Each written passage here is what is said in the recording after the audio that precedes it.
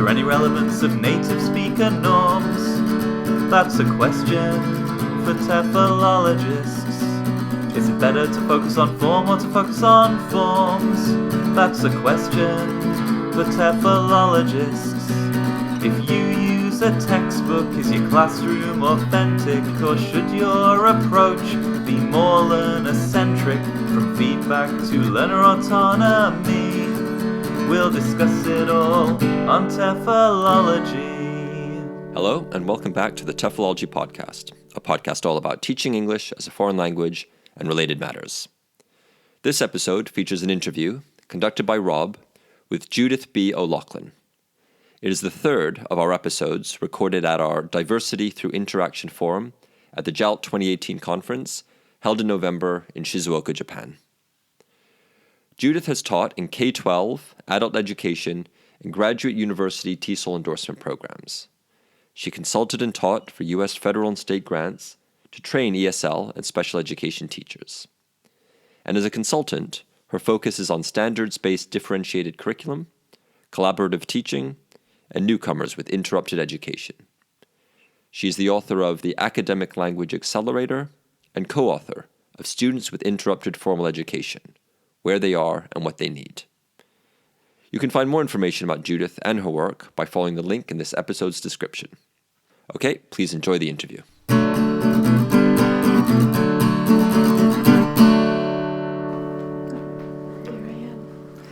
So, I'm here with Judith O'Loughlin. Thanks very much for agreeing to take part in this forum. Okay. Today, in your plenary talk, you were discussing the topic of resilience. Mm-hmm. I thought maybe we could start out by you just telling us a little bit about yourself and how you became interested in that topic. Okay.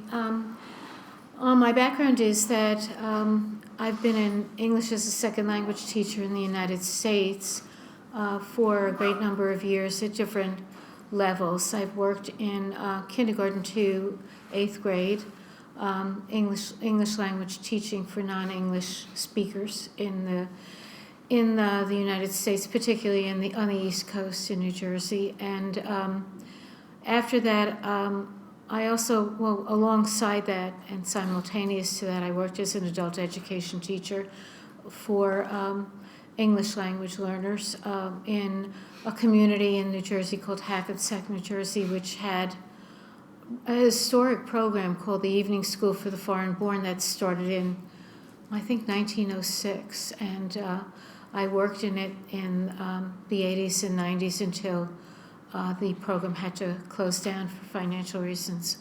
And alongside of that, the third piece was that sort of wearing multiple hats. I was an adjunct professor at New Jersey City University to prepare teachers to become bilingual and or ESL teachers, as well as bilingual and special education teachers.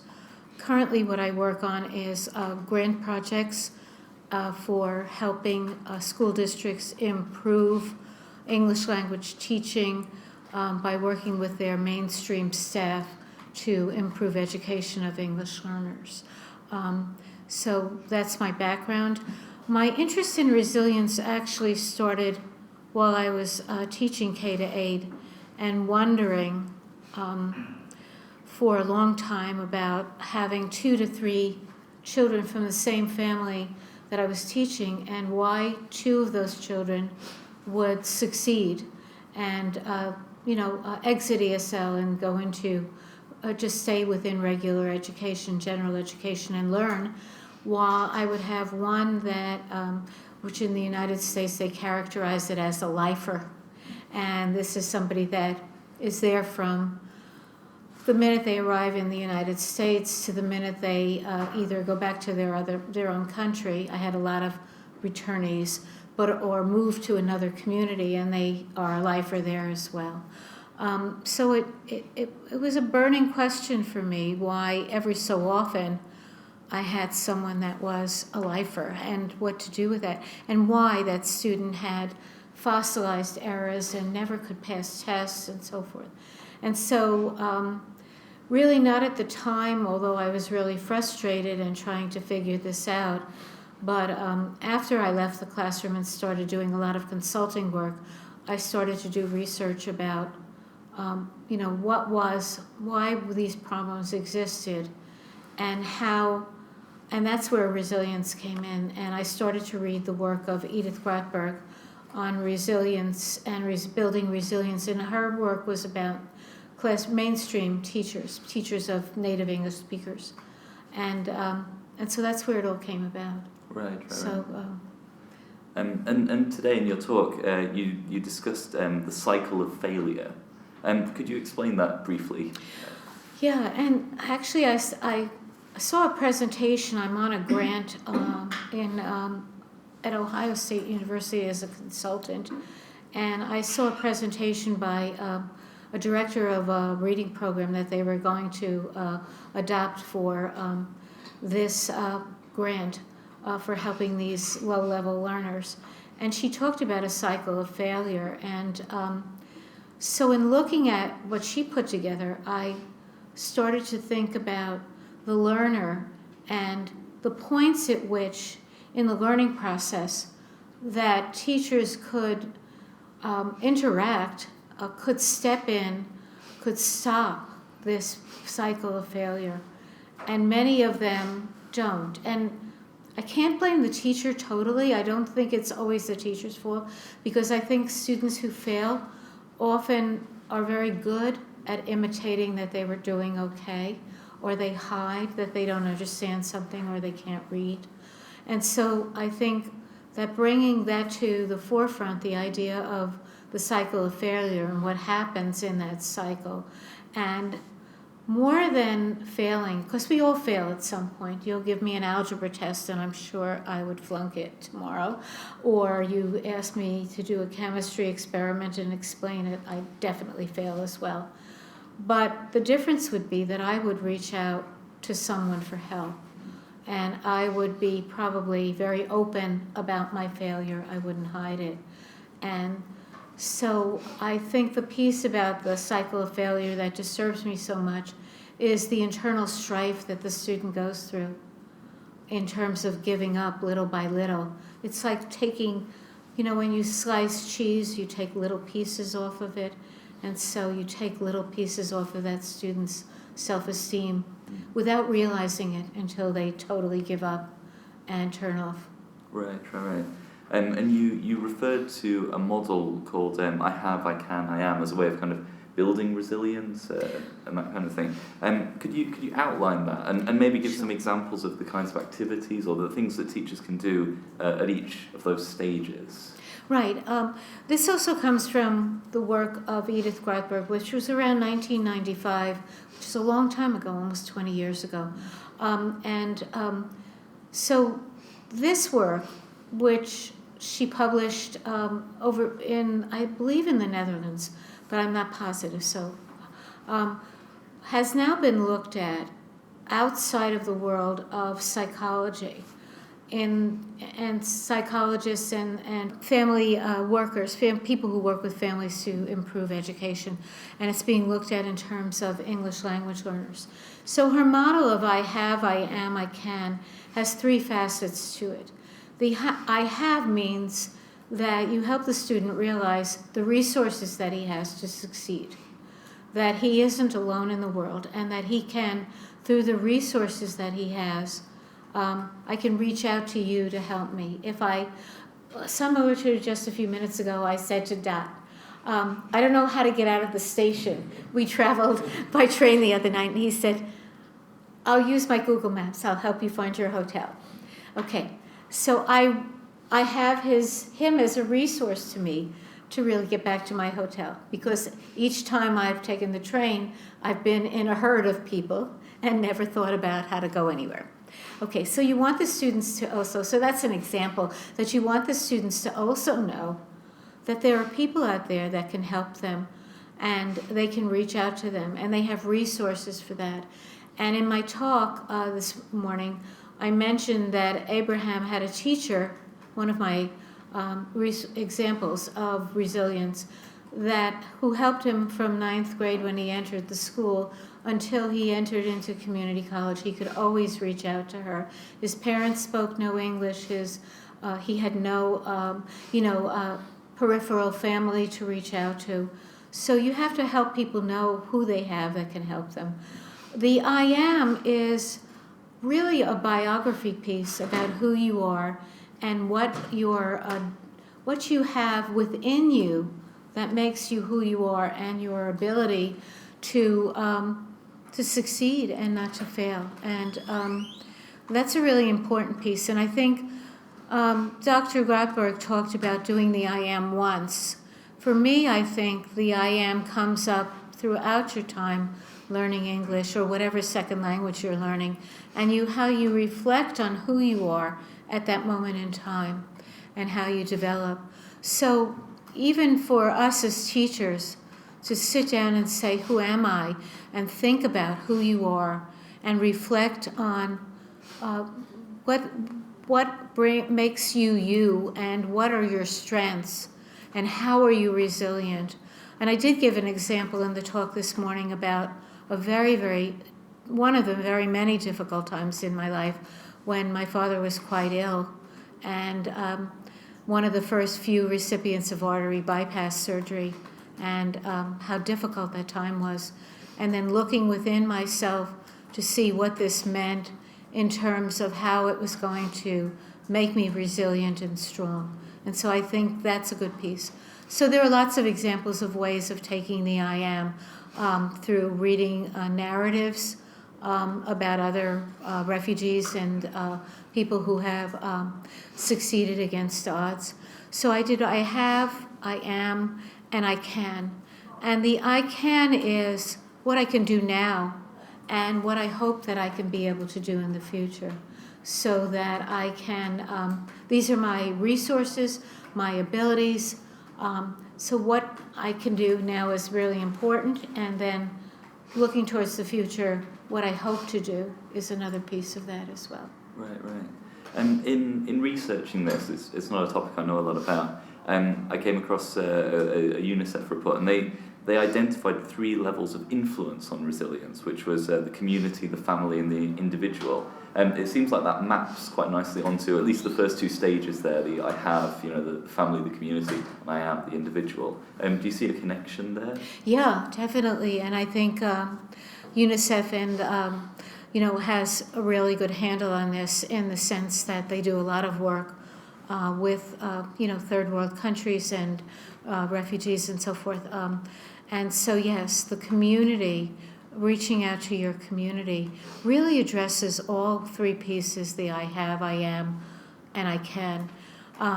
Because your community, whether it's your community where you live and the members of your community, and most of our immigrants and refugees really develop a community within the larger community in which they live. So they have those resources. Thinking, even if you think back on your own relatives, your grandparents or your great-grandparents, they lived in a community where they had others they could turn to for help.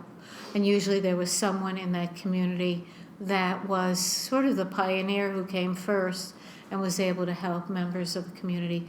But the other piece about community for me is a really important piece, is that each teacher needs to develop community in their classroom. You're not just teaching. My husband used to say to me that I had 2 families. I had the family where I lived in my house, and I had the family in school. And he called them my other family, my other kids.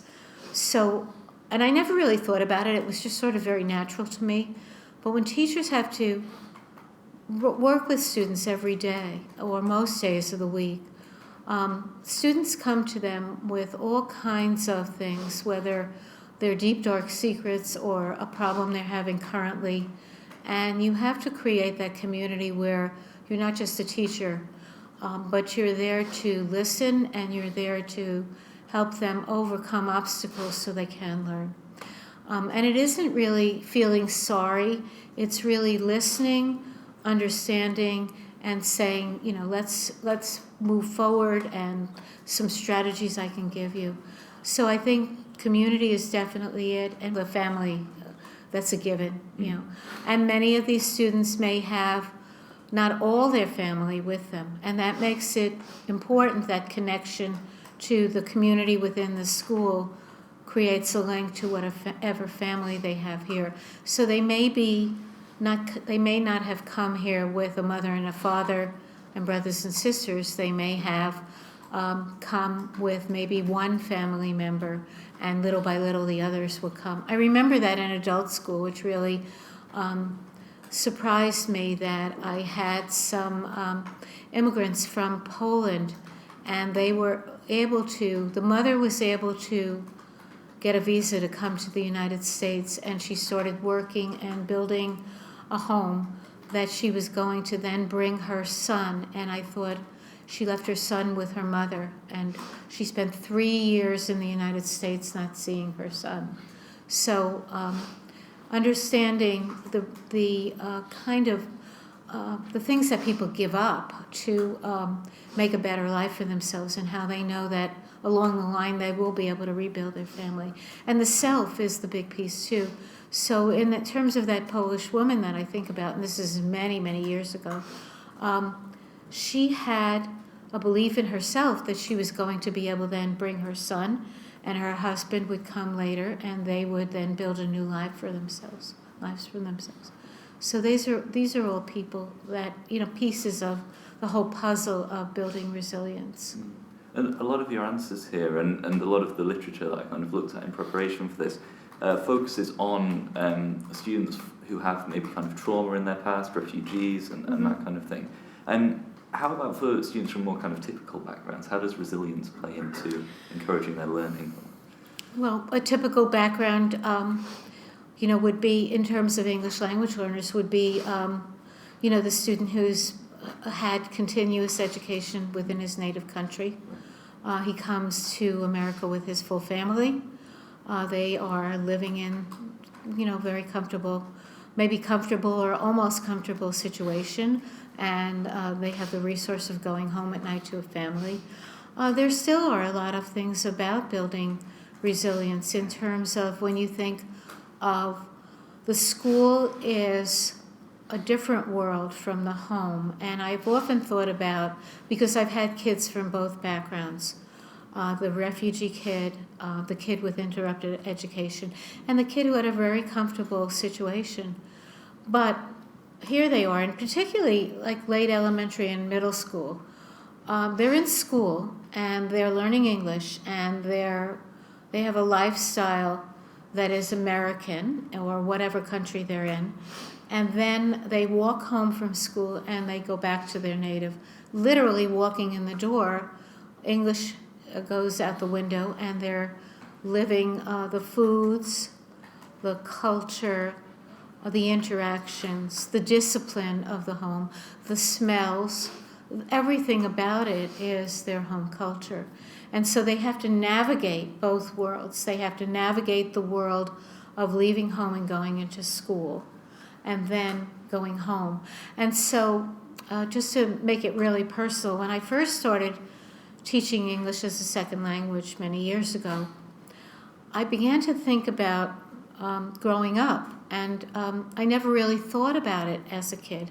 My grandparents on my mother's side came from Turkey, and they were Turkish Spanish Jews. And so when I was going to elementary school in New York City, I was literally doing the same thing. I didn't speak Turkish or Spanish, but I was leaving an American school and then going to my grandmother's house after school, and literally being part of Turkish, Spanish, Middle Eastern culture, and then turning around and going back to school the next day. So a lot of what we experience, we should help us understand what our students are going through. So the whole thing about resilience doesn't reside just with refugees or students with interrupted formal schooling. It resides with every student that anyone teaches, whether they're in a native English-speaking environment and they're native English speakers, or they're English as a second or foreign language students. And so they do live in two worlds. Right. And And again, during my research, I came across some criticism of the idea of resilience. And the criticism was along the lines that by focusing on resilience, building resilience in individuals, we shift the onus of maintaining well-being onto the individuals, and thus removing that responsibility from the rest of society to take care of people. What do you think of that? Well, that's a hard go. Yeah, I thought you were going to say something else, because there was a Sunday news article in the Sunday New York Times magazine about overuse of the word resilience. That it's come up in everything in terms of sports and and even advertisements for products, that they're resilient. If you buy this particular electronic product, they'll last a long time. I think it's a misnomer in the sense of thinking that the onus is only within the student and the teacher. The environment does produce things that will help the learner become resilient, and also it's being able to not only look within, but look out and see that what the community has done, and what things happen in the community that you can tap into to develop your resilience. I hope I answered that, but I don't think it's putting the responsibility totally on the teacher and the child, because there's a whole world out there that helps us all understand how to be resilient. The teacher may be the person who provides the student with that lens of being able to look outside the trauma and the issues he's facing to see what will help him. But it's there to help as well. Right. And maybe as one final question, so recently resilience was featured as a key concept in ELT Journal, one of the top journals in the field. Yeah. So I was wondering, do you think that there's an increasing interest in work on resilience, or an increasing focus in teachers or teacher education, that kind of thing? I don't know about teacher education so far. There is an increasing interest in building resilience in the learner, because I think that, and having taught for such a long time, that we're seeing a new kind of learner, and we're not seeing the typical learner who has, can go home to a full meal at night and a family that's there to welcome them and a comfortable bed, and they've been to school consistently.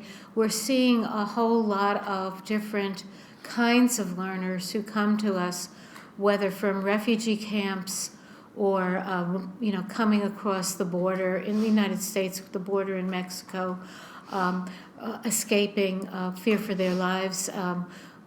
All countries are actually seeing this type of migration of immigrants who have had trauma in their lives.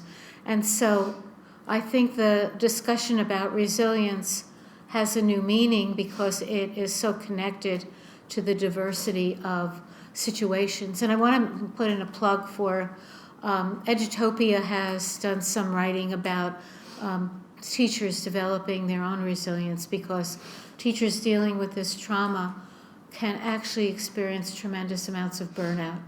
And it's so painful and powerful to them to feel like they can only go so far in helping, and then it stops and they can't go anymore. And so I would suggest that some of the people who watch this also look at some of the little clips that are on Edutopia, these short articles that would help teachers to think more about how they need to develop resilience in themselves to go forward. Okay, well, I think that's a nice place to end it. So thank you very much. You're welcome.